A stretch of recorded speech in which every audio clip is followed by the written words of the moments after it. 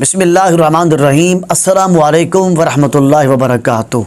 اسلام میں خودکشی کرنا، اسلام میں اپنی جان کو ہلاکت میں ڈالنا حرام ہے، اور یہ کبیرہ گناہوں میں سے ایک کبیرہ گناہ ہے، کیونکہ کوئی انسان بھی اپنی جان کا مالک و مختار نہیں ہے۔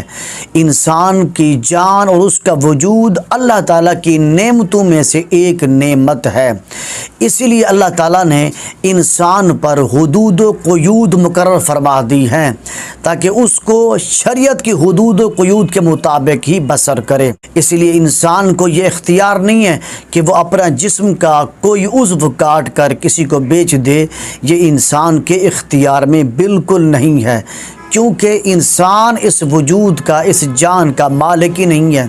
اللہ تعالیٰ جل مجدہ نے قرآن مجید کی سورۃ البقرہ آیت نمبر 195 میں ارشاد فرمایا، وَلَا تُلْقُوا بِأَيْدِيكُمْ إِلَى التَّهْلُكَةِ، اور اپنے ہاتھوں اور اپنے آپ کو ہلاکت میں نہ ڈالو۔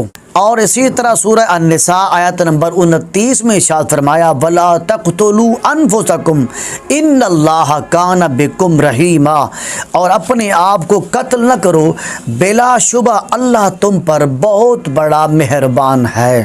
اس لیے کسی انسان کو یہ اختیار نہیں ہے کہ وہ دنیا کی اذیت، دنیا کی تکلیفوں اور دنیا کی مصیبتوں، دنیا کی بیماریوں سے نجات حاصل کرنے کے لیے کوئی شخص اپنے آپ کو قتل کر دے، یہ اسلام میں حرام ہے۔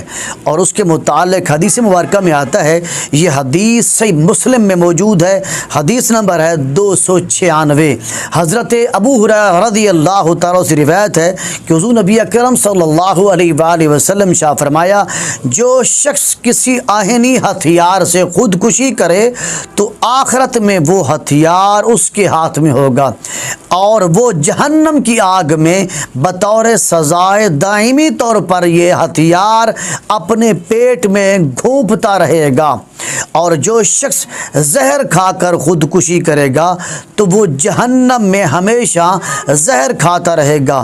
اور جو شخص کسی پہاڑ یا بلند و بالا عمارت و مینار سے گر کر یا چھلانگ لگا کر خودکشی کرے گا تو وہ اس عمل کی سزا کے طور پر ہمیشہ جہنم کے گہرے گڑھوں میں گرتا رہے گا۔ اس حدیث سے معلوم ہو گیا کہ خودکشی کرنے والے کو ایک سزا تو یہ ملے گی کہ وہ ہمیشہ جہنم کی آگ میں رہے گا، اور دوسری سزا یہ ہوگی کہ وہ جہنم کی آگ میں بھی اپنے آپ کو اسی طرح قتل کرتا رہے گا جس طرح اس نے خودکشی کر کے اپنی جان کو ہلاکت میں ڈالا تھا۔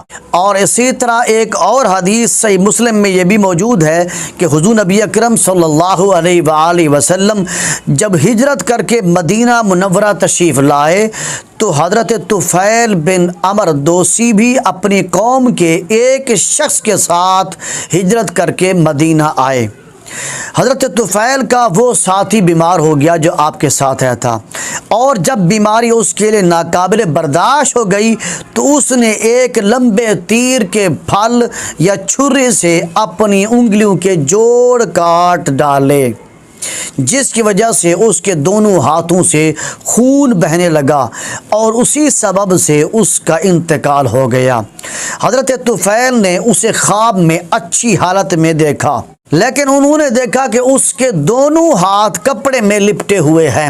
حضرت طفیل رضی اللہ تعالیٰ نے پوچھا، اللہ تعالیٰ نے تمہارے ساتھ کیا معاملہ کیا؟ اس نے کہا، اللہ تعالیٰ نے مجھے حضور نبی اکرم صلی اللہ علیہ وآلہ وسلم کی طرف ہجرت کرنے کے سبب بخش دیا ہے۔ حضرت طفیل رضی اللہ تعالیٰ نے پوچھا، تم نے اپنے دونوں ہاتھوں کو کیوں لپیٹ رکھا ہے؟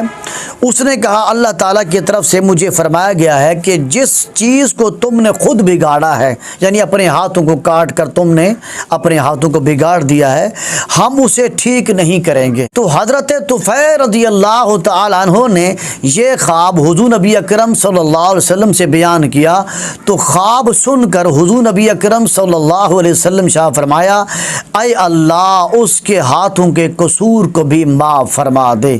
اس صحابی کی موت اس کے اپنی انگلیوں کے جوڑ کاٹنے کے سبب زیادہ خون بہہ جانے کی وجہ سے واقع ہوئی تھی۔ اس کے باوجود حضور نبی اکرم صلی اللہ علیہ وسلم نے اس کے لیے دعائے مغفرت فرمائی۔ اس حدیث سے یہ بھی معلوم ہو گیا کہ خودکشی کرنا اگرچہ حرام کام ہے، خودکشی کرنا اگرچہ کبیرہ گناہ ہے، لیکن اس کی مغفرت کی دعا کرنا نبی صلی اللہ علیہ وسلم سے ثابت ہے۔ اور اس حدیث سے ایک مسئلہ یہ بھی معلوم ہو گیا کہ اگر کوئی انسان بیمار ہو جائے اور اس کی بیماری طول پکڑ جائے، بیماری لمبی ہو گئی، شفا یاب نہیں ہو رہا، تو اس کو یہ اختیار نہیں ہے کہ وہ اپنے آپ کو قتل کر کے اس بیماری سے نجات حاصل کرے۔ یہ انسان کو اختیار نہیں ہے، بلکہ اس کو چاہیے کہ وہ اس بیماری پر صبر کرے اور اللہ تعالیٰ کی بارگاہ میں توبہ استغفار کرے۔ یہ اس کے لیے بہتر ہے۔ یہ بہتر نہیں ہے کہ وہ بیماریوں سے نجات حاصل کرنے کے لیے وہ اپنے آپ کو قتل نہیں کر سکتا۔ اپنے آپ کو قتل کرنا، خودکشی کرنا حرام